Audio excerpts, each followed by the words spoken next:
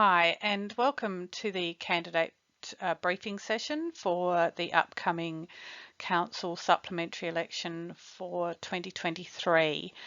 You'll note that this slide actually refers to 2022, so we are using the same sessions that were used for the main general election last year, and so that will be consistent with previous information. So just quickly, we're just going to look at characteristics of a council member, an overview of local government, how council works, and the support that you'll be given, and council elections and campaigning. So this is a rhetorical question. It's, what interests you about becoming a council member? And, there may be many issues that interest you. There may be one issue that interests you. You might be the sort of person that really enjoys putting that extra bit into your community and having some input into decisions that are made. Many reasons, and they're all individual, and you may find after this that what interests you now might change with some of the information you get. It may stay the same, so it's really something for you to just think about and ponder as to what interests you in becoming a member of our council. So initially, sort of, are you eligible is probably a good place to start. So you do need to be an Australian citizen. You can be a dual citizen. So for instance, my husband's both an Australian citizen and a UK citizen, so he would be eligible. So you also, to vote, you are an officer of a body corporate nominated to vote, and or you're a member of and a nominee of a group that is on the council voters roll for the area. So that gives you eligibility to vote in your area. So both of those or those options allow you to be eligible to nominate. So do you have what it takes? So do you have the personal interpersonal skills? You're dealing with the public a lot. The community see you as their leaders, their representatives. So it's having the ability to listen, to take on board what the community is saying, to explain council's position, because quite often it may be at odds. As a councillor, you'll receive a lot of information and be privy to a lot of information that our community may not be privy to. And so it's been able to clearly explain the messages and to interact with our community. You need to be willing to learn to read people and read situations. So again, that goes back to your interpersonal skills, but a willingness to learn to grow as part of this role. And you will be working on a council. You'll be working with other people and making decisions and debating issues. So you do need to learn to work as a board, which can be quite challenging to begin with, but is really rewarding in the long term. Again, you're working with different people in different organisations. So across our community, we'll be, working with people from, a minister of the Crown, to our local progress associations, to general, directly with ratepayers. So there's many people that you need to work with during your period of time as a councillor. And you need to be visionary and be able to set direction and stick to that direction and that vision as well, because again, it may not always be understood why you've determined to go that particular way as a council, but you need to have a vision. You need to identify what you want to achieve as a council over your 4-year term. And that enables staff to really step up and produce opportunities and projects that support your vision, that support the direction you want to take the council, which is really important aspect of being a leader, is enabling staff to be able to support your vision as a council. That's a little video for you. Hi, I'm Brian Litley. I'm a councillor with the City of Victor Harbor. I'm Wan Nguyen. I'm a councillor from the seat of Charles Sturt. Hi everyone, I'm Kay Rashid and I'm the Mayor of the Kingston District Council. I'm Dr Felicity Ann Lewis. I'm previous Mayor of the City of Marion. What qualities do you need? What qualities do you need? Well, I do very much believe that you have to be a team player. Well, I think it's really good to be confident. It's good to be civic-minded, to care about your community and to want to give back to your community. You need to be appreciative of your community and open to your community, absolutely. It's great to be able to speak and debate in the chamber. It's also very, very important to be able to listen and hear what people are saying and take that into account when making decisions. With my cultural background, that was the first for our council. Sometimes, you know, people who are quieter or with disabilities or with the minority backgrounds are not heard or not considered in the general mainstream. So it's very important that you know, we get a diversity in our community and women's voice. If you're the sort of person who likes to work on your own, works at home, sits at home alone and enjoys that and really finds people annoying and bothersome, a council is not for you. Because you will be in a team of other councillors. It might be a small team, it might be a big team.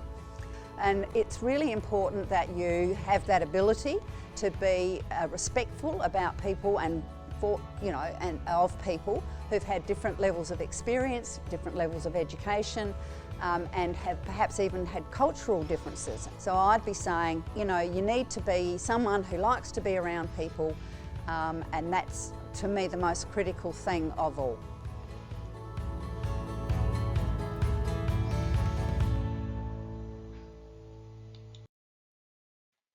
So just a great little video to start off, just turning your mind to what type of people should be councillors and what sort of characteristics you need to have, and hearing that direct from councillors themselves. Now, there is a Make a Difference, Nominate for Council booklet, and there are some exercises in that. So Make a Difference, Nominate for Council, page 6 to 9. So you can complete that at your leisure. That booklet is available from council for you to pick up if you need, and I believe it's also on the internet or the website at the Electoral Commission. If you have any problems finding that, please feel free to give the council a call. Our number is 8688 2101, and we'd be happy to have a chat to you and make sure that you got a copy of that booklet. So what is community leadership? So, I mean, this is a great little sort of note here. It's not about winning for yourself. It's about looking at the bigger picture, taking stock of all the information and facts, seeking community input, and finding commonality with others about what is best for the community. And not everybody is going to agree on what is best for the community. I mean, if we all had the same views and the same opinions, would be a pretty boring bunch, and we really wouldn't change, we wouldn't improve, we wouldn't challenge each other to improve. So it is really important about looking at what's best for the community and sometimes making decisions that are not always popular. And you'll be making decisions based on the information and the knowledge you have and looking at the long term. So when I sort of suggest that people come on to council and I approach them, especially with Tumby Bay Council at the moment, it really needs to be looked at as an 8-year program over the next 4 years, and I'll discuss this a bit further on. We need to really bed down our financial position. Once that's done, and the plan's already in place to do that, once that's done, we'll have another 4 years where you can really sort of take stock of the position you've got yourself into and build on your vision and get some exciting projects done, I would hope. So, but community leadership is, it is a privilege. It is a privilege to be elected by your community. It's a privilege to be able to make decisions on behalf of your community. It's also an obligation. It's an obligation to make the right decision, to do your due diligence, and to represent people appropriately. So it's it's a mixed bag, but it's a really important role that you play within your community.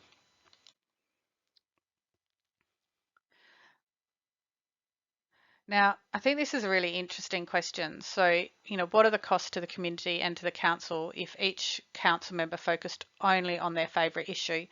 Now, I sit on a board of a member-based sporting body, and it was made very clear to us in some training that we're not there to worry about the price of beers.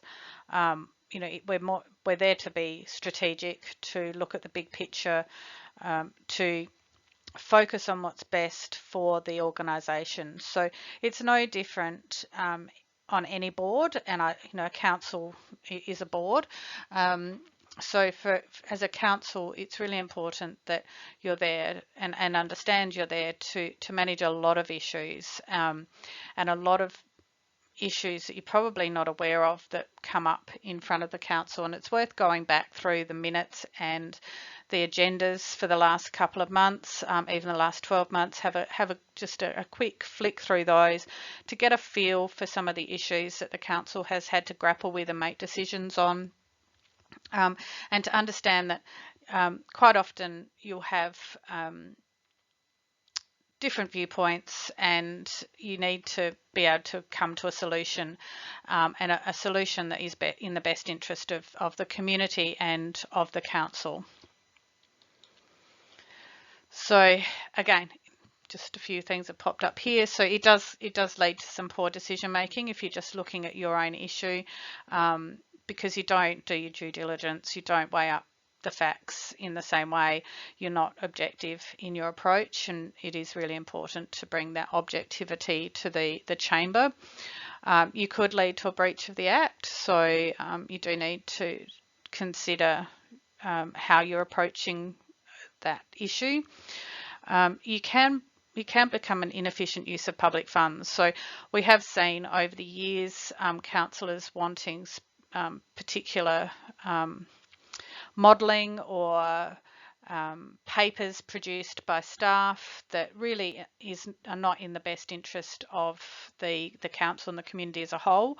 It's an issue that they have a particular interest in, and so it does lead to inefficient use of public funds in the payment and the time spent of staff in putting those papers together, and it may be inefficient use of public funds in getting quotes and scoping works. So it is important that the council consider issues holistically, and also the resourcing required to delve into certain matters that may not be in the best interests of the community. And poor community outcomes. So again, if you're driving a particular issue that is important to you, it may not lead to the best result for the community as a whole. Diversity is an important part of the council. So, communities are made up of different people from different backgrounds and different needs. Here we have young people, old people, farmers, townspeople, business people. So, there's a large mixture, different backgrounds, different cultures. So it is important that councils do reflect their communities that they represent, and to bring that diversity and knowledge to the chamber. It includes different ranges of skills and experience, backgrounds and beliefs. So you don't want a council full of lawyers, that's or a council full of accountants or a council full of farmers. You're going to get sort of that very much a group thinking. You're not going to challenge each other in the same way as a group of different people with different skills, and different skills provide for better decision making. So you'll get a wider consideration of risks, of pros, of cons, because people do think differently, and bringing that to the chamber is a really important aspect of diversity within the council. So again, why is it important? Greater representation, diverse views, better decision making, and sharing of different perspectives. So I think I've probably covered most of that off in the previous slide.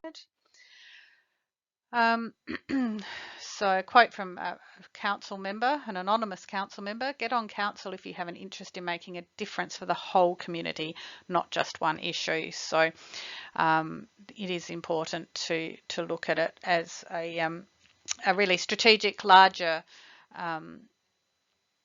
aspect. Council is complex. Being a councillor means that you're dealing and grappling with complex issues and making hard decisions sometimes, exciting decisions other times, but it's about making a difference, absolutely, and it is very rewarding as a result. So the 3 tiers of government. So we have local councils. In South Australia, we have 68 local councils and 11 local councils just on the Eyre Peninsula. So there's quite a large number of councils across our state. So that's sort of I suppose, for me, the most important tier of government. It's the closest tier to the community. We are doing things such as footpaths, collecting rubbish, maintaining parks and gardens and public toilets. And we're the face of the community, of that tier of government, and we're very much part of our own communities. So that the touch points are there, and those really, the really important day-to-day issues or the day-to-day services are what we are providing at our level of government. So to me, we are the most important level of government in our country. We then have our state and territory parliaments. So for us, the South Australian Parliament, and then we have our federal parliament is our highest level of government. So I'll just quickly flick through this, a historical snapshot. First Nations people. We then had the City of Adelaide colonial provincial government was established in 1840. We had increased diversity, so first female elected in 1919. Go to the 1894 when the South Australian Parliament passed the law to allow women to not only vote but also stand for elections. So whilst New Zealand beat us by a year in 1893, providing the vote to women, they didn't allow women to stand for Parliament. South Australia led the way worldwide in that respect, so the first place in the world to do that. We didn't elect our first female until 1919, and the first Aboriginal woman was elected in 83. So increase in responsibility. So when I actually first female elected 1919 was local government, I should say. I was speaking about state government when it came to the right to vote previously. So increase in responsibility. Councils took on responsibility for land use, libraries, community support and development. So slight change to what we were responsible for then. And then there was a number of amalgamations back in 97. So went from 118 to 68 councils across the state at that point in time. So local government now, 68 councils as I mentioned. So we have state government, it's very much part and part involved in legislating and the regulation of local government, and we are a highly regulated tier of government. In fact, the auditing requirements and the reporting requirements of state government are more than the other two tiers, but significantly more. And transparency around decision making is key to that.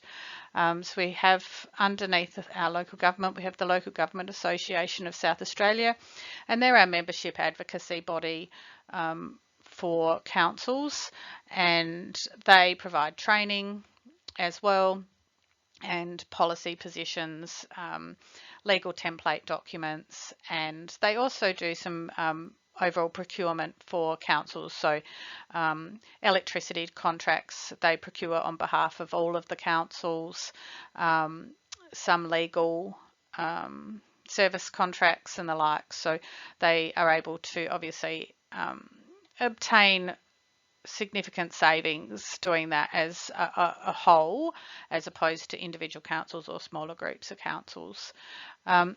The Local Government Association of South Australia is part of the Australian Local Government Association, so that's a federally based membership body. They have their CEO in Canberra, and they're dealing with the federal government on policy issues and advocacy. They haven't sort of linked the Local Government Association of SA and the state government there. They probably should. There's a very close arrangement there in regards to the Office of Local Government, which is a state government department, and the advocacy that the LGA South Australia does on our behalf. So Local Government Act, so as I said, the state government, we're heavily regulated. There are quite a number of acts that we are regulated under, but the key act is the Local Government Act 1999. So legislative functions include making decisions on behalf of the community, participating in public policy development with other tiers of government, providing services and facilities that benefit the area, managing and conserving the environment, and regulating local activities. So public health, animals, parking and development are examples of that. These are our discretionary council functions, and interestingly, a lot of people find that believe that these are key or mandatory functions. They're not. That the previous slide demonstrated those. So discretionary functions include roads and footpaths and street lighting, all of which we do here in Tumby. Waste management, recycling and stormwater, again, all of which we do here. We do fund the library here whilst we don't run it. Parks, ovals and sporting facilities are areas that we, the council, provide services in. Swimming pools and leisure centres, we don't here, but obviously other councils do. Community facilities and halls, again, we've got the Tumby Bay Memorial Hall and a number of other community facilities. Events and tourism initiatives, Tumby Bay is definitely involved in those. Support services for elderly people and people with a disability. Wetlands and resource management, and economic development. So, excuse me, some other areas that, whilst we don't provide services in all of them, we do provide a majority of services listed in those discretionary ones. So, just some facts and figures. Across the state, councils provide hundreds of services. We look after about $24 billion worth of public assets and invest more than $2 billion in providing services. Part of our job is to collect revenue from rates, fees, charges and funding. So we collect revenue not only for ourselves but also for other groups such as the Landscape Board. So we'll collect their levy for them each year and on pay that. So the principal role of the council is set out in the Local Government Act, and it's to act as a representative, informed and responsible decision maker, provide various public services and facilities, develop in a socially just and ecological sustainable manner, to encourage and develop initiatives that improve the quality of life in the community generally, represent the interests of its community to the wider community. So it may be that you as a council decide that something's really important to your community and you want to raise that to a state level, and you can do that through your regional groups, through the Local Government Association of South Australia, or through the federal local government associations. So you can definitely represent your interests that way, and it's important to understand that those avenues are available. Exercise, perform and discharge the powers, functions and duties of the Local Government Act and other acts. So there are a number of acts, as I said, many acts under which the council has duties and functions and powers, and so it's your responsibility as a council to ensure that we do perform those. And quite often, most of those will be delegated functions to the CEO or to other staff who have particular skills in those areas. So whilst ultimately it rests with the council, you do have the ability to delegate those functions as well, because quite often they're very operational in their approach. So the council comprises of the principal member, or the mayor in this case. Our mayor is Jeff Churchett, and he became mayor at the election in November 2022. So he has served 8 years on the Kimber Council previously and has now joined us at Tumby Bay. We have then 6 councillors. At the moment, we only have 2 councillor positions filled. It's Councillor Ricky Tremberth and Councillor Rick Will. And so this supplementary election, we hope that we will fill our 4 vacancies and have a full council. So at the moment, we have 3 people making up our council, but the full council should be 7 elected members. And the council CEO quote here is that my experience says that the best team to achieve community desires is where the Mayor and Chief Executive Officer understand their respective roles. This ensures that both support each other's roles and council team and community benefit from a whole team approach. And that's very true. So council only employs one person. The councillors in the elected body only employ one person, and that's the CEO. And it's then the CEO who employs all other staff. So staff in a council report to the CEO. They don't report to the elected body.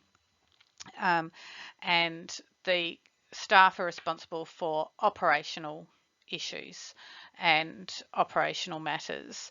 The elected body, the CEOs obviously reports to the elected body, and the elected body are there to set vision, to set strategy, and then the staff, once they understand that vision and strategy, are able to support that by undertaking specific works or services to enable those activities or those strategies to be achieved, and those priorities to be achieved that council sets. So it's really important that council establishes the vision and the priorities of the council early in its term, so that staff can work towards achieving the goals that that council has set for itself. So the role of the principal member, we've recently had some legislative change or some reform within local government here. So the Local Government Act has some new provisions that are here in purple. So it's to provide leadership and guidance to the council, lead the promotion of positive and constructive working relationship among council members. And if you've been reading the Advertiser over the last couple of years, you may have seen some less than constructive working relationships within council. So it is incumbent on the mayor to ensure that those positive constructive working relationships are in place. Provide guidance to council members on the performance of their roles. So the mayor is in charge of the council, not the CEO. So the elected body, it's the mayor's role to sort of guide and lead that group, not the CEO. So it's very, very important that the mayor can provide feedback on performance, both good and bad. And also to support council members' understanding of the separation of responsibilities between elected representatives and council staff. We do quite a lot of training on that once you become an elected member as well, so that you understand that divide. And it's equally very clear in the legislation if you're looking at the Local Government Act. Their job is also, and this is unchanged, preside at council meetings, so the mayor will be the chair, liaise with the chief executive officer on the implementation of council decisions, the principal spokesperson of council, so it's not appropriate for other councillors to speak on behalf of council. That's the role of the mayor, and in the absence of the mayor, generally speaking, the chief executive. Exercise other functions of the council as council determines, and to carry out civic and ceremonial duties. So that might be a citizenship ceremony or the Australia Day ceremony and similar ceremonies like that. So the role of the council member, again, the reform has brought in some new provisions. So it's to act with integrity, ensure positive and constructive working relationships within council. So the mayor's obviously there to ensure that that's happening as well, but you need to take responsibility for your behaviour and your working relationships. Recognise and support the role of the chair or the mayor and the principal member. So I've got a few names or titles for that person. Develop the skills relevant to the role of a member of council and the functions of council. There is now quite a significant amount of mandatory training that you will need to go through, even if you've sat on a council before and done training before. The mandatory training still needs to be undertaken by all persons on council, so we'll have that in place for you, which will help you develop those relevant skills. The ongoing responsibilities is to participate in deliberations and activities of the council, review council's objectives and policies to ensure they're appropriate and effective, and review council's resource allocation, expenditure and activities, and the efficiency and effectiveness of service delivery. So their ongoing obligations, and they've remained unchanged. So the role of the Chief Executive Officer is to implement the council decisions and the general administration of council functions and affairs. So when council makes decisions at a council meeting, the CEO will then go back and work with their staff to ensure that those decisions are affected appropriately. So, and that can range from obtaining a quote to getting particular works done, entering into contracts, managing different services. So, but equally, the CEO is there to ensure that the council's administered appropriately, that legislative requirements and governance is maintained, and just the general day-to-day running and affairs of council. CEO also employs and manages the staff of the council. And the CEO does act as an advisor to council members. So quite often something may come before council, or an elected member may have a particular matter they'd like raised, and the CEO can assist with advice in that area, and assist in advice in and around aspects of resourcing and the ability to actually achieve particular outcomes or services that may be under consideration. And as I said, from a governance perspective, ensure that the council acts within the law. So the CEO can only act on lawful decisions. So if a decision by council is not lawful, then the CEO will advise you, but the CEO can't actually act on that decision in any case. Relationship between council members and staff is very clear. Council members decide the overall strategic direction of the council and set policies and plans and priorities and everything that's attached to your strategic plan and any sort of corporate plans that you may have that support your strategic plan and your vision. The staff, through the Chief Executive, will undertake the administrative actions to achieve the Council's strategic directions, policies and plans. So the staff are the doers and the council members are the visionary scene setters.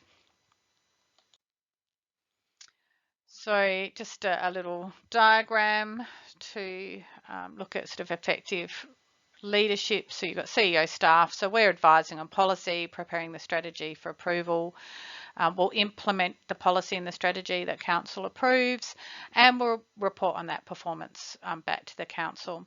The council, on the other hand, decides the policy, approves the strategy that they want to use to actually achieve that policy outcome. They monitor progress, so our reporting back to council to monitor that, and then they may report on progress as well to their community. So determine strategic management plans for councils. So there's a number of, when they say strategic management plans, that ranges from a strategic plan itself. It might be a 4-year corporate plan, the long-term financial plan, our asset and infrastructure management plans, and then our annual business plan. So a long-term financial plan and asset and infrastructure management plans are usually 10-year plans. Our current strategic plan with Tumby Bay Council is a 10-year plan, and we're just looking at a corporate plan to support the 4 years of this current council. So that will enable staff to really drill down on what's important to council to achieve in the next 4 years. So our strategic plan is very holistic, it's very broad.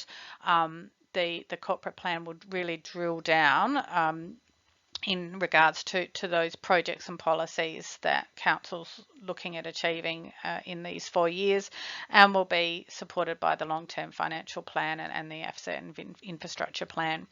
So working together, sharing information, informational briefing sessions. So they're a new creature of the Local Government Act. They were recently brought into the Act. Prior to that, we did have briefing sessions, but this new section makes it clearer.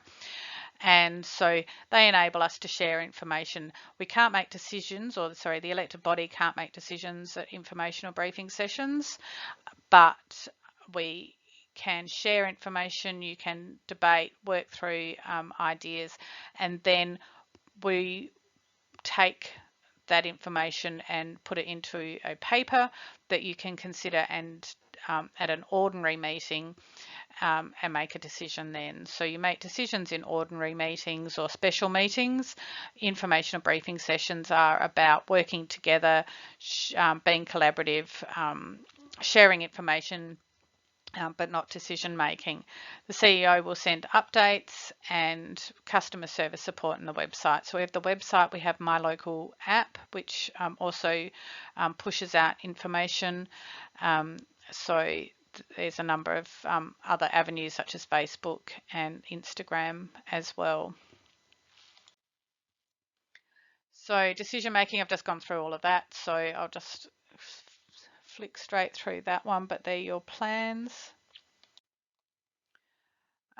Just a little bit about our council. So we were established in 1906. Main towns are Tumby Bay, Port Neill, Lipson and Ungara.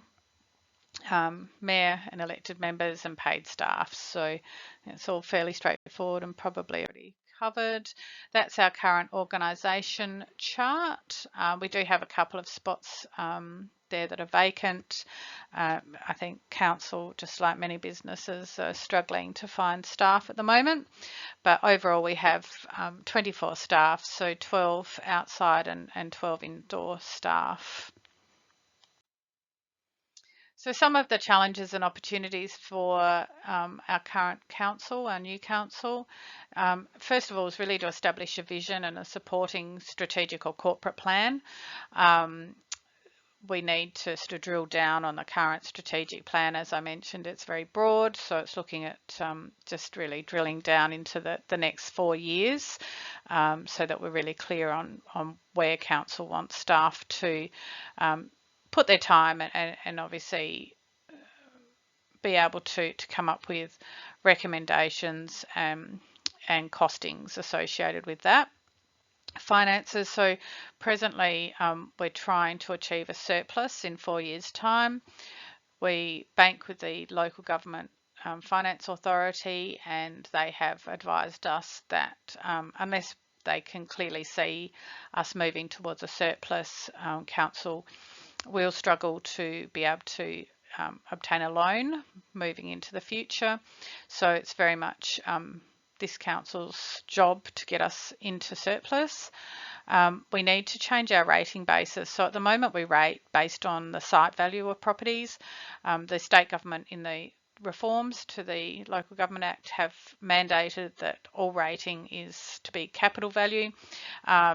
This is a slightly outdated slide, so we won't be moving or commencing that on the 1st of July 2023. We've actually pushed that out to the 1st of July 2024.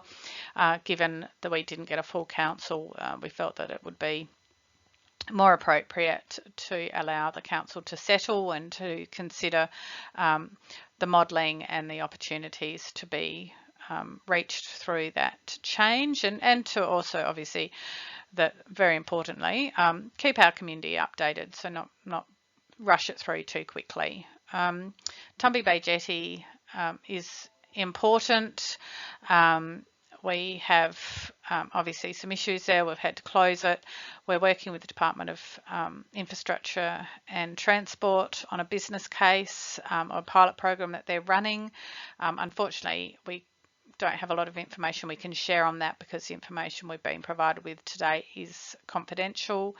But there is a lot going on in that space. Unfortunately, just got a lot of competing issues or competing opportunities and issues coming at once, which is making it a little harder to navigate through that matter. Foreshore erosion and master planning at Tumby Bay. Obviously, if you've been through Tumby Bay, you'll see that we've had some significant foreshore erosion, and some areas have had to be fenced off.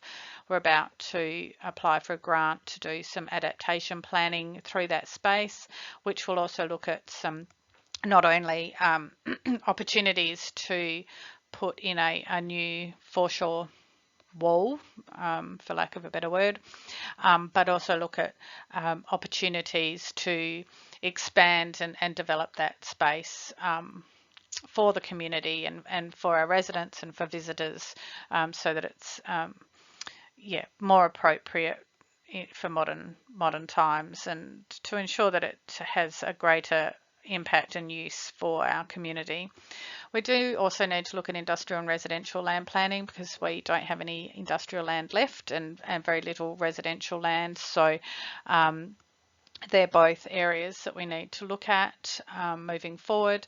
We have 2 deep sea port proposals. They're major developments, so they've been signed off and approved by the state government. There's a lot still to be discussed and negotiated as they develop further. One of the biggest issues they've got is the road freight network for Tumby Bay. It will affect potentially 50 kilometres of currently dirt road that would need to be sealed. So we're again having conversations with Department of Infrastructure and Transport in and around those impacts, our concerns, and a way forward. We have some major IT transitions that need to occur in regards to not only the rating system, general ledger, content manager as our records management system. So local government has to meet the requirements of the State Records Management Act, and so we need to ensure that our records management system is up to current standards. So there's an upgrade there. So there's quite a lot going on in our IT, and is predominantly IT finance systems. Community and sporting facility master plan, we're looking at that for Tumby Bay, so that we can get some understanding of what our sporting groups and our different community associations are looking for in regards to recreational spaces and facilities. So that's another process we're working through. And another matter is, staffing or resource limitations, but also succession planning. So making sure that we've got people that are able to support when staff are away sick or on leave, but equally enabling people to move up into new positions as others leave. So we've got quite a number of challenges and opportunities ahead of us. So council member support, support of council, the principal member and the CEO and staff. We are there to support each other. You need to be advised of when the next council meeting will occur, and we'll make sure that we will do that. But at the moment, council meetings are held on the second Tuesday of each month, and they begin at 5:30 at the council office in Tumby Bay. You will be required to make a declaration of office at or before your first council meeting, and we would arrange that for you. And you need to declare any large gifts and campaign donations.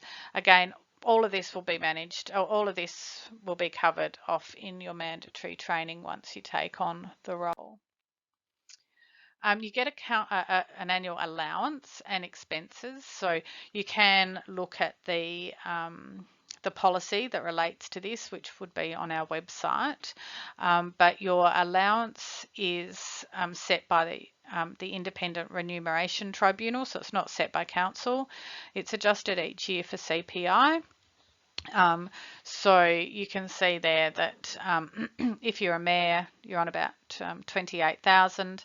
If you're on a chair of a committee or on a committee, you get 8,700, and if you're a straight councillor, it's just about $7,000 that you receive per annum for that, and that's to cover your time in attending meetings, reading papers, and time in the community, listening to your community, and going to other meetings. So you may attend a Progress Association meeting or something similar on behalf of council. So as I said, there will be an induction and mandatory training. You will be provided with equipment and administrative facilities. So you'll get a computer in order to read your papers. All of your papers are uploaded on an extranet, so that you can access those along with any forms and policies that you may need. Information on council structure will be given to you. We'll provide you with a schedule of briefings on strategic issues and an introduction to key staff. So we have just gone through this with our current 3 members, so we will be sort of revisiting what we've just done, and they'll be there to assist with what they've learnt as well. So mandatory training, so we need to make sure that you do this within the first 12 months.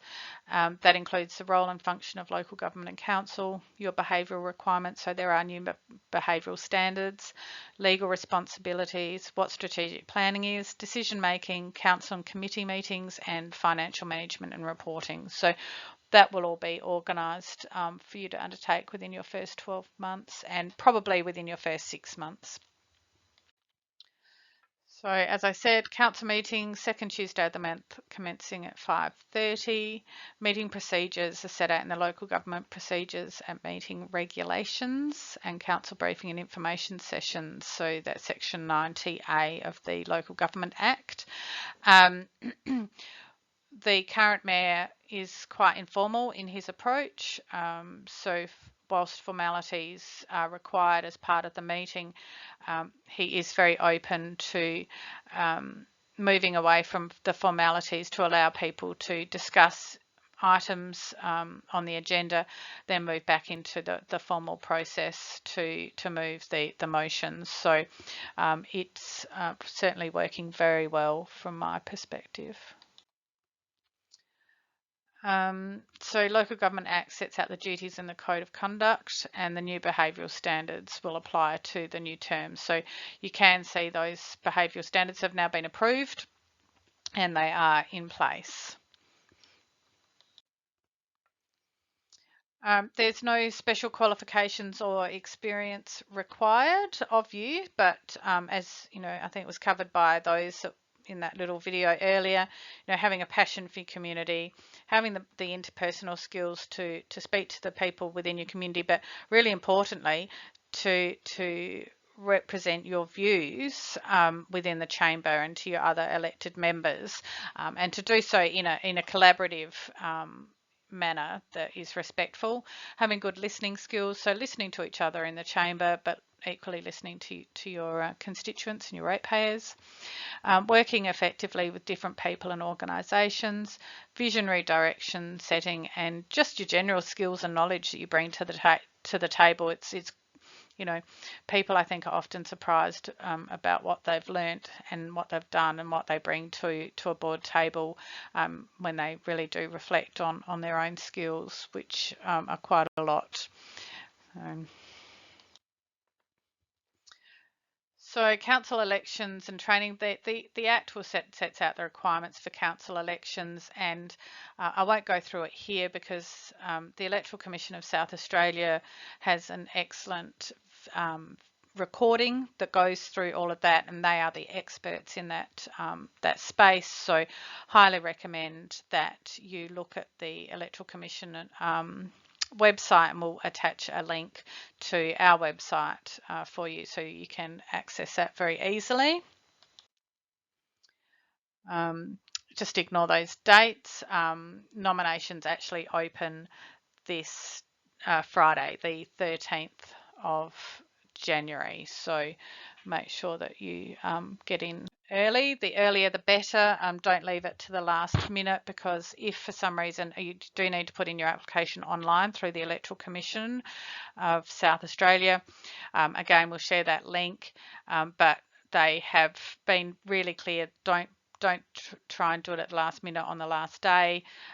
If something goes wrong, you may miss out, so it's best to put it in early, and they can contact you if you've missed anything or there's some information that you need to complete.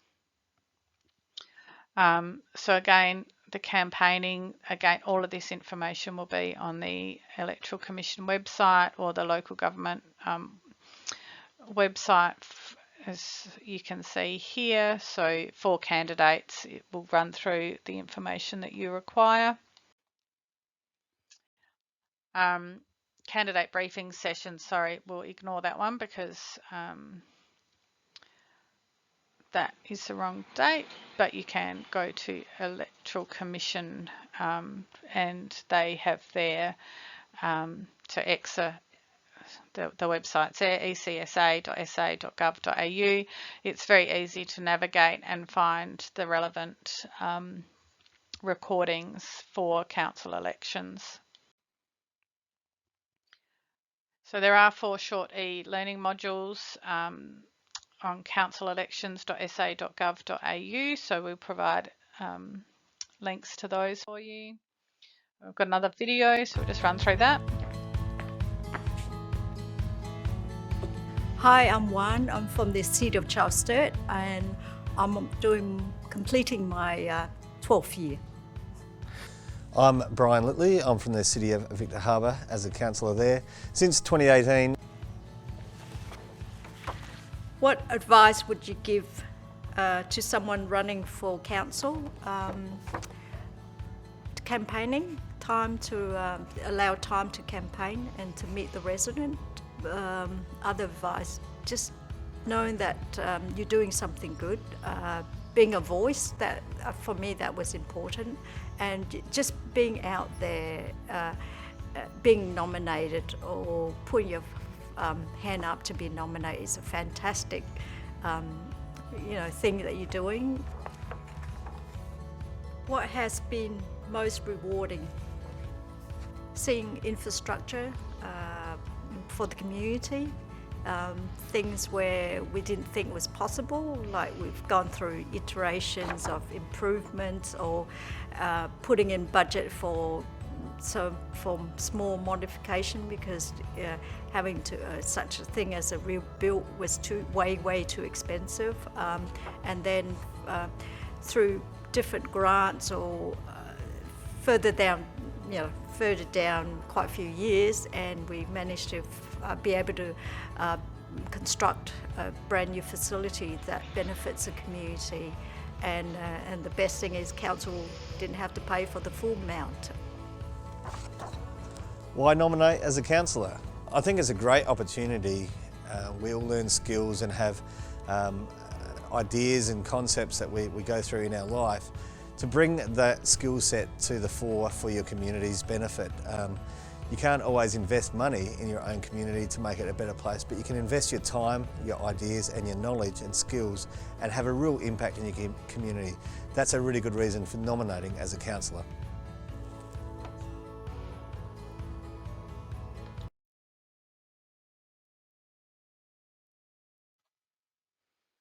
So that comes to the end of this presentation. So thank you for taking the last 55 minutes to listen to me.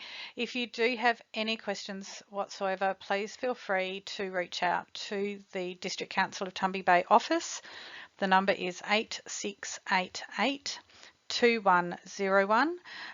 Either myself, Rebecca Hayes, as Chief Executive, I'm more than happy to have a chat to you about what being a councillor is like, and what the expectations are at the moment and over the next 4 to 8 years.